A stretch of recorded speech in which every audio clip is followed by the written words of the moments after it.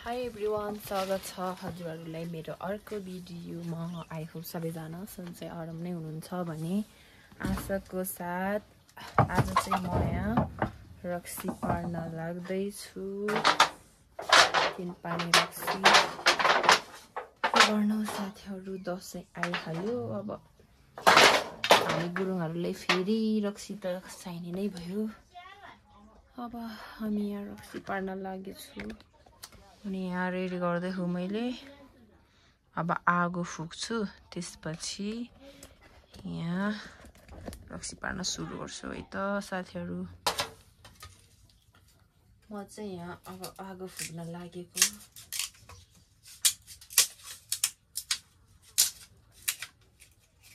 के साह्रो, यो चाहिँ सुकेको नियालोको हो अनि हामीले यो आगो फुक्नलाई युज गर्छौँ साथीहरू।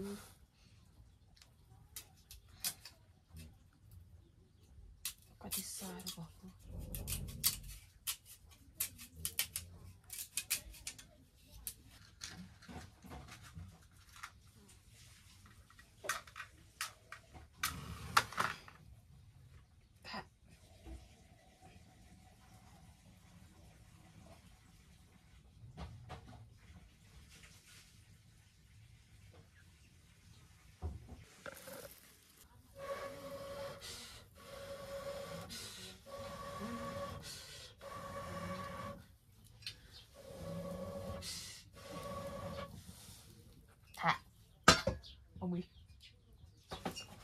मुखमै पस्यो धुवा त।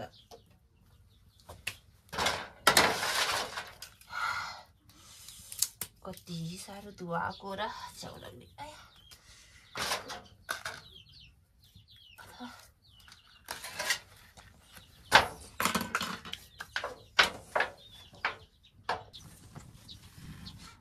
कति धुवा आएको साथीहरू। अब चाहिँ म यहाँ रक्सी रेडी गर्नु पर्यो, राख्नु पर्यो। कालो कालो हरियो अनि यो रक्सी थाल्दैनहरू माटोकै सबै। कति अनि यहाँ पानी ल्याएको छु टिफिनमा, पानी हाल्नु पर्यो। पहिलातिर चाहिँ मैले आउँथिनँ कि यहाँ पानी हाल्नु होला जस्तो लाग्थ्यो, तर पानी हाल्ने रहेछ क्या। चारको चौरा साह्रै तिन पानी खानु हुँदैन त त्यही भएर। यो बट्टा हुन्छ यसलाई चाहिँ। अनि यो टालुले अब यहाँ ल्याएको हुनु पऱ्यो। के साह्रो धुवाको त म त यो ग्यास हुँदो रहेछ। कति लामो चाहिँ रहेछ हौ यो।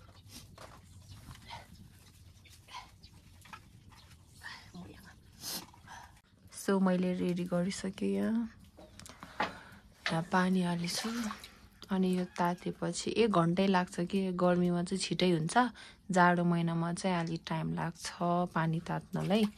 अनि अहिले आधा घन्टा 40 मिनट लाग्ला। आज चाहिँ खासै जाडो भएन नि त गाउँमा नि, त्यही भएर अब दिनभरि आज रक्सी पार्ने हो मेरो काम चाहिँ। आगो फुक्दा फुक्दा हैरान भएछु। कति धुवाको हो के।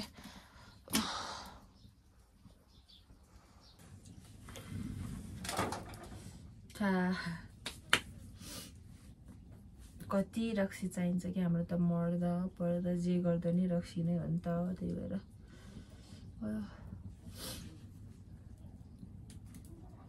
बाहिर नै घाम लागिरहेछ। म चाहिँ यहाँ मकैको लाँदैछु। के भन्छ आगो होइन।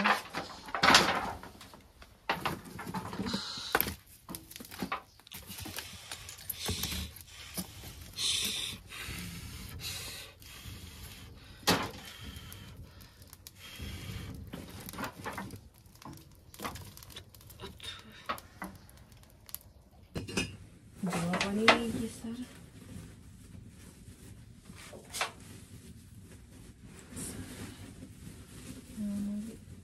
मकैको उकाल्दैछु यहाँ।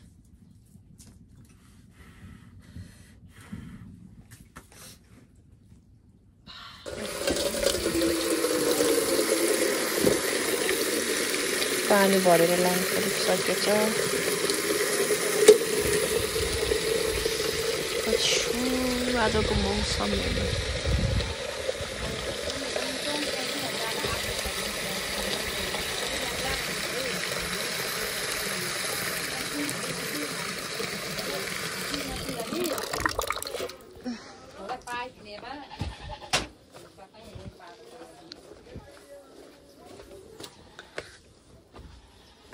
कति साउरो बाटो छ यहाँ फेरि।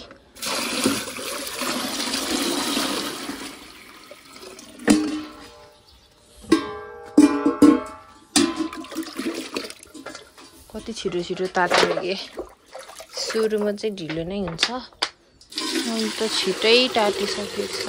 कति छिटो तात्यो।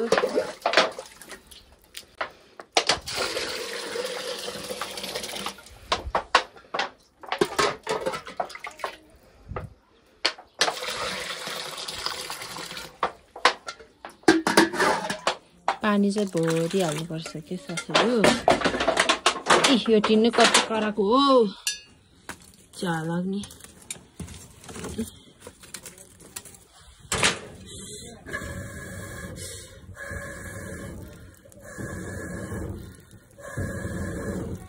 अब चाहिँ धेरै पानी गर्नु पर्यो होइन।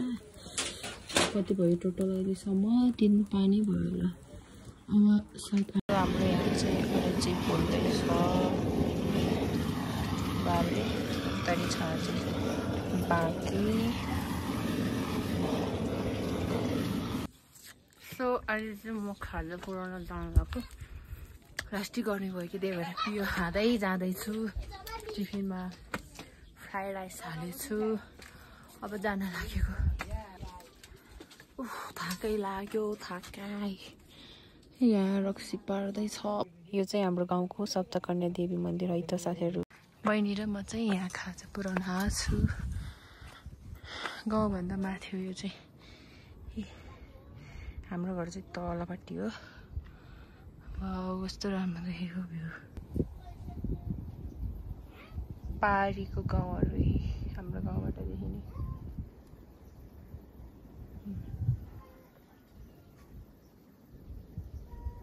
हाम्रो चाहिँ यहाँ माथि डाँडामा चाहिँ एनटिसी टावर बनाएको छ।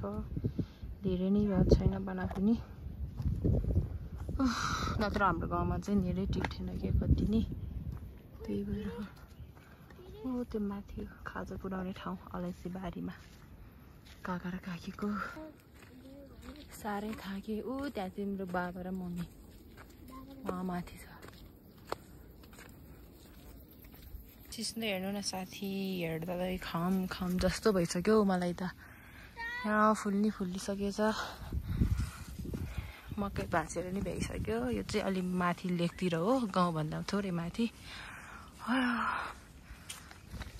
हाम्रो गाउँको खानेपानी ट्याङ्की यहाँ कति ठुलो छ। गाउँ नै ठुलै छ नि त हाम्रो। त्यही भएर यहाँ काका काकीले चाहिँ रुख ढाल्दै हुनुहुँदो रहेछ। अलैँची बारीको धेरै भयो नि त हाम्रो। त्यही भएर यहाँबाटदेखि वहाँसम्म हाम्रो नै हो। आधा चाहिँ हाम्रो, आधा चाहिँ काकीहरूको। त्यो बोर्डमा आएँ म चाहिँ। यो चाहिँ हाम्रो है साथीहरू। खासै नफाले रहेछ यो पालि। यसरी फल्छ। यहाँतिरको त खासै नपाकेको रहेछ हौ।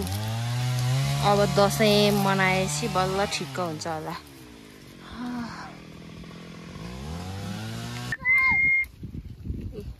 दाउरा यति काटेर त्यहीसम्म भएछ। यो रुख ढाल्दै मान्छेहरूले काट्दै। यो चाहिँ अलैँची पोल्ने भट्टी भनिन्छ यहाँ। तल चाहिँ यो मुडो हालिन्छ दाउरा। अनि त्यसपछि यहाँ माथि चाहिँ अलैँची राखेर पोलिन्छ। चौतारा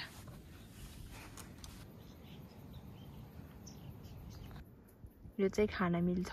यो फुल जस्तो देख्नुभयो नि, हो त्यो चाहिँ टल भन्छ हाम्रो गुरुङ भाषामा। चाहिँ नेपालीमा के भन्छ खै थाहा भएन मैले नि। भोक लागेर यहाँ चटपट बनाउँदैछु मैले चाहिँ। बहिनी र म खानु पर्यो। बाबाहरू चाहिँ बासी भात खानुभयो। चटपट चटपट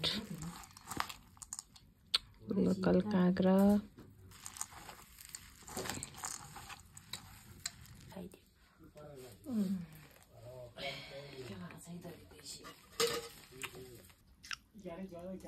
बासी भात र चटपट मिक्स गरेर खाँदैछु।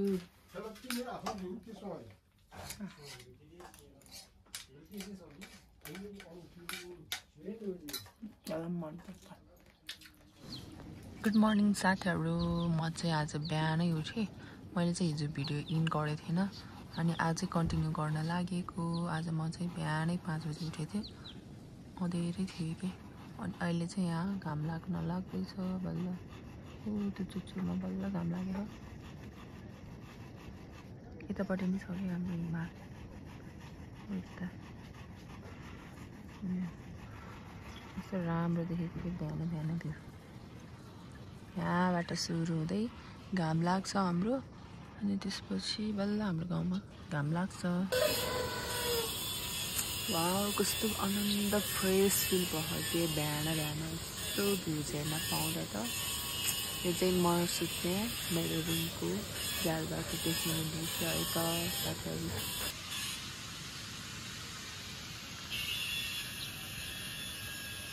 कस्तो राम्रो देखेको।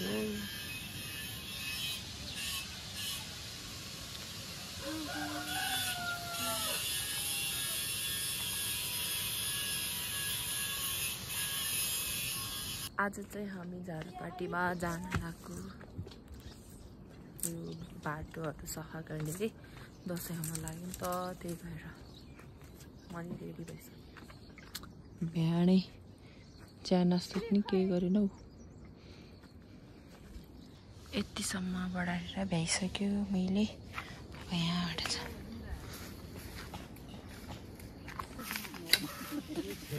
अब यहाँसम्म गर्नुपर्ने छ।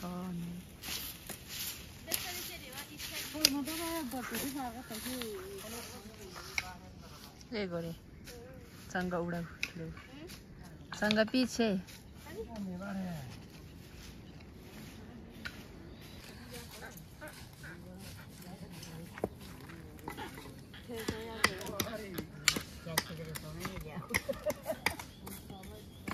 हामीले भ्याइसक्यौँ।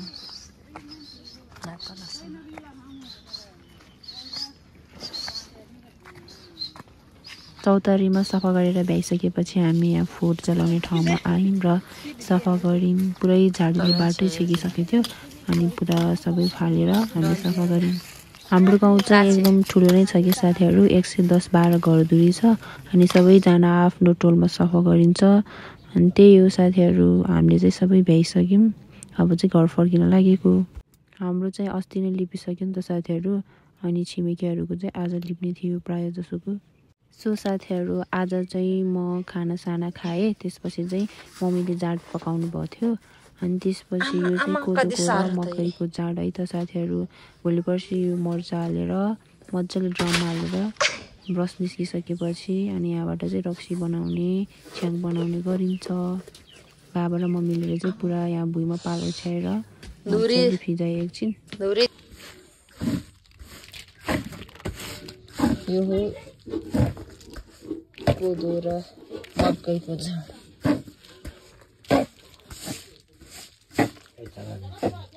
यसलाई सेलाइसकेपछि अहिले मर्चा हाल्नुपर्छ अनि मोलेर बोरामा प्याक गर्छौँ अनि त्यसपछि बल्ल ड्रममा हाल्छ। त्यसपछि रक्सी बनाउन युज गरिन्छ। यति धेरै भयो,